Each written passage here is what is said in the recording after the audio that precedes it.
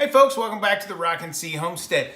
Tonight we're going to be making some split pea soup. It's been getting kind of a little bit cold here in Oklahoma. We've been kind of going back and forth, but we're going to have a stretch of some cold weather, and there's nothing better than some good split pea soup when it's cold.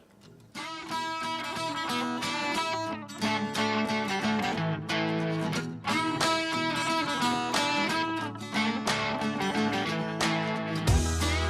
right, so tonight we're going to cook it in our pressure cooker.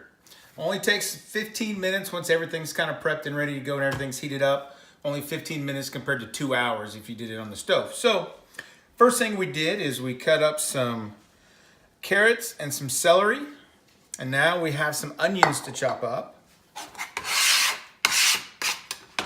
And I do have and some garlic, but I have a neat little device for the onion that works really, really well. So all I have to do is just get all this stuff. Okay.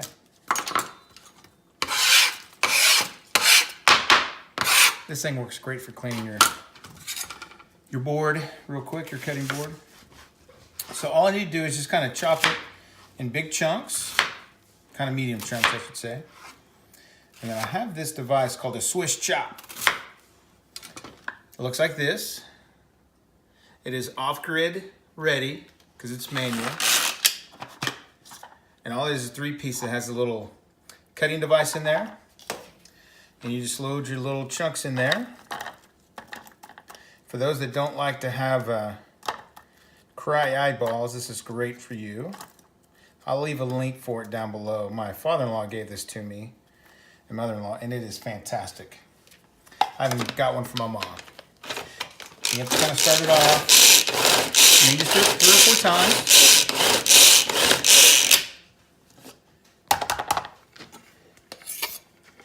And you have some great chopped onions. All right, now we just need to chop up some garlics and mince it. We need 2 cloves of garlic. So very similar to how we plan it, we just kind of break it apart. I'm looking for 2 pretty good sized cloves just like that. How I like to do it is just, and then you can peel all that stuff right away. And you're going to be ready for the mincer at that point. See how easy that comes off? And I'm just going to mince this right into here. And if you haven't ever used a garlic mincer, there's a little hinge device thing. And the garlic goes into here. And then you just press it out. You see how it comes out?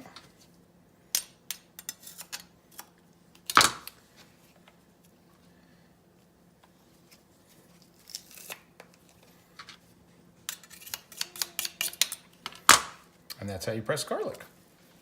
All right, so the first step we have to do is to turn on the pressure cooker to saute.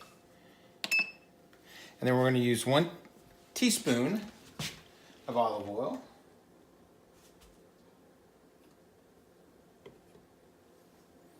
And at this point, we're going to dump in all the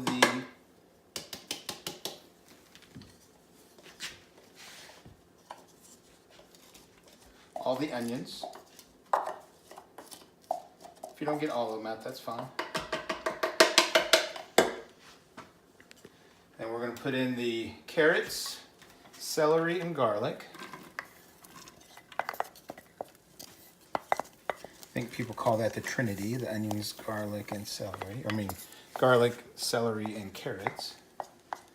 All right. And we're just gonna let that kind of saute for about 5 minutes. All right, so this has been sauteing for over 5 minutes now. The onions are very translucent, so I think we're ready to go to the next step of the recipe. Looking good. So one of the things it's asking you to do is, this is a better than bouillon, chicken bouillon. So it's a little bit of a real thick kind of paste. I'm just going to scoop this out. You can use like a bouillon block or whatever it is. You just have to add more water to it or something. The recipe talked about doing that, but this works really good. We've used this on a couple other recipes, and it's awesome. And we got a ham bone with a little bit of ham from a ham that I smoked earlier in the year, or I guess late last year.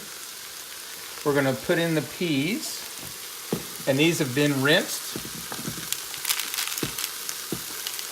And they get a little hard once they dry.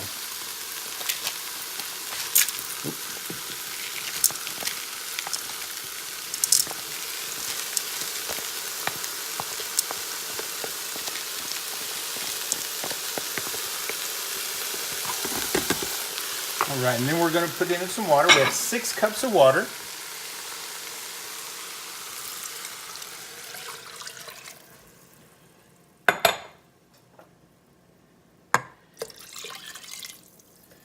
And we need one more ingredient, bay leaf. And I like to just kind of stir this up, make sure it's all incorporated. And if you want to salt and pepper, this is a great time for you guys to do that. Just going to put a couple pinches of kosher salt. And for these type of recipes, I do like just regular table pepper, finely ground. All right, so after this, kind of give it another stir here. All right.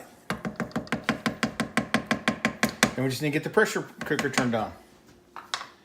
Right, I just wanted to kind of go back and cover one thing. So I did put in 16 ounces of split peas. They were dry.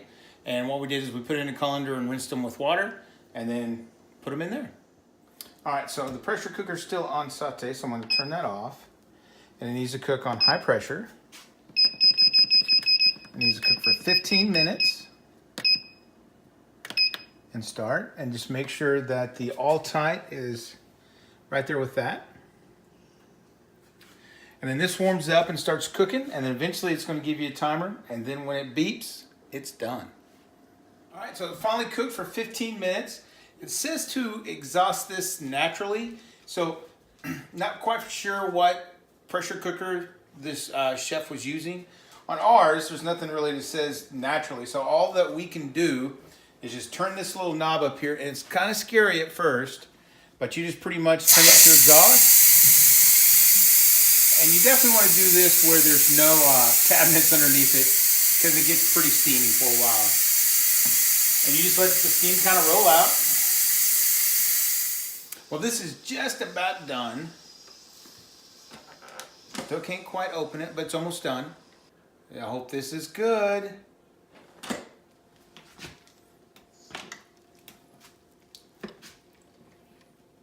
And there we go.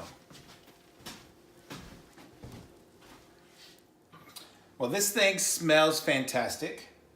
So there's a couple things we got to do. We got to take out the bay leaf. I think I have it here. Oh, this sucker's hot. Now I'm going to take out the ham bone. Trying to get as much of the soup as I can off of it. There we go. And once that kind of cools down, I'll cut off some of this meat and put it back in there for extra flavoring. So this is already thickening up. And at this point, we're just gonna let it thicken up a little bit more, then let it cool down. And once it's cooled down, I'm gonna have me a big bowl of some split pea soup. Woo! All right, let's give it a try. That's fantastic. All right, guys, thanks for coming back to the Rock & C Homestead. The pea soup turned out awesome. Hey, if you've made it this far in the video, we really do appreciate it. If you haven't already, there's a little red button right down here. It says subscribe on it. Click on that, subscribe to our channel, kick that notification bell so you get notified whenever we put out a new video. And we really do appreciate you guys coming back and watching. Give us a big thumbs up, leave some comments.